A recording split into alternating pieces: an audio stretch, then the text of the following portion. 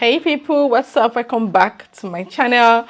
My name is Melissa Utsi, and if you're new on this channel, please like this video, subscribe, and please click that bell beside this, that whenever I post, you will be the very first to find out. This video is gonna be a short one, not so long. I just came across this is not what I'm supposed to put up today, but I just came across this video and I'm like, I think I should react today because I believe someone would definitely benefit from it. Studies of an international student came to an abrupt end because it did not follow the rules. It did not follow the condition that is attached to the type of visa that is on in the UK. And of course, we're going to be talking about this. I mean, I feel like enough has not been said. A lot of people till today, they still work more than 20 hours. They still do whatever they deem fit because some persons got away with it. But the truth is that you know how life is. Someone might get away with it, but in your turn it's working on your shoulder, it will hang you. That's why it's very good to just follow the rules. Like, I know it's not the easiest of things to do, but I mean, we just have to follow the rules. So let's just watch.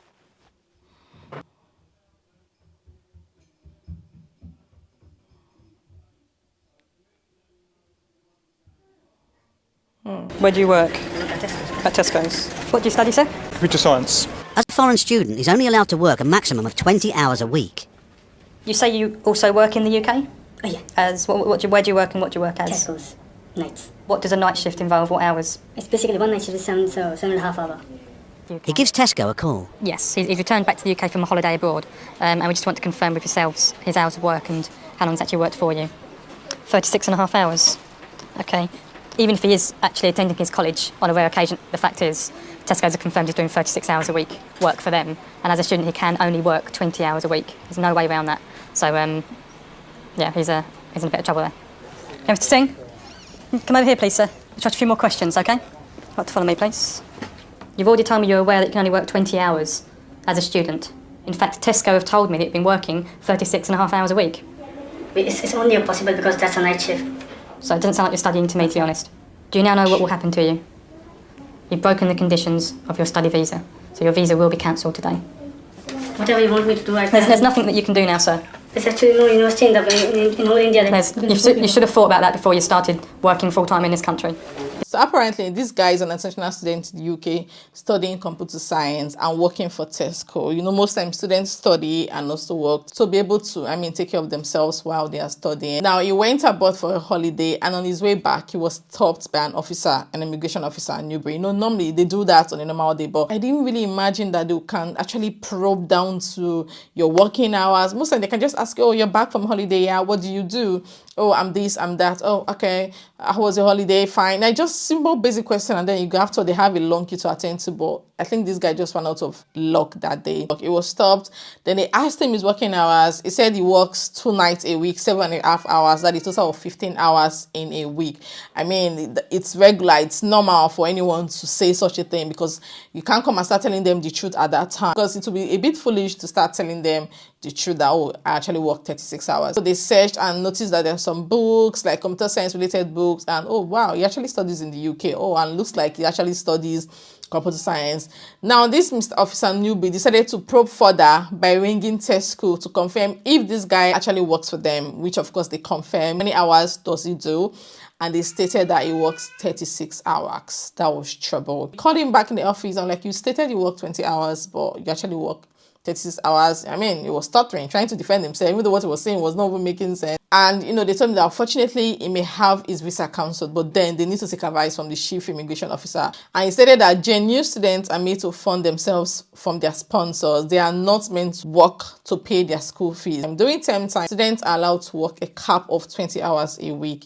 And then when they're on holiday, because right now they're on holiday, because I remember when I went to uni last week, I could barely see students around, and I was just talking to an international student, and it was like, why will you see people around by this time? People are hustling, people are working, people are trying to make up their school fees, because this is the time that they can work as much as they want because they are on holiday. But during term time, that's like when school is in session, you're not allowed to work. So luck ran out of this guy and his visa was cancelled right there. Like he was not even allowed entry into the UK from his holiday.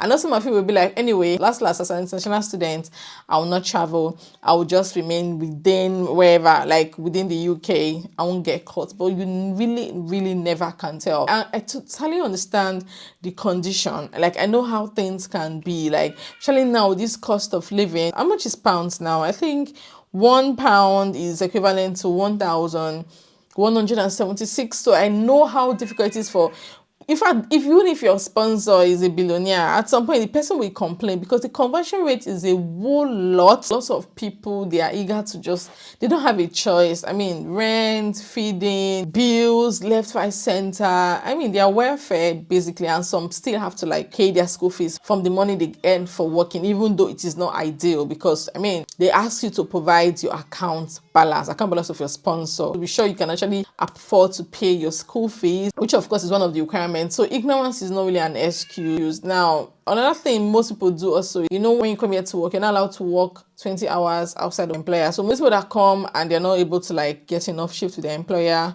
what they do now is they seek shift elsewhere and they work as much as they want. I know that some persons have really gotten away with it. There are so many people that have gotten away with it. But then you might not even be as lucky as these people that got away with it. That is why it is very important that we follow the rules. We follow the condition on our visa. Like my visa currently stated outrightly no public funds. I'm not entitled to so many benefits like job seekers allowance.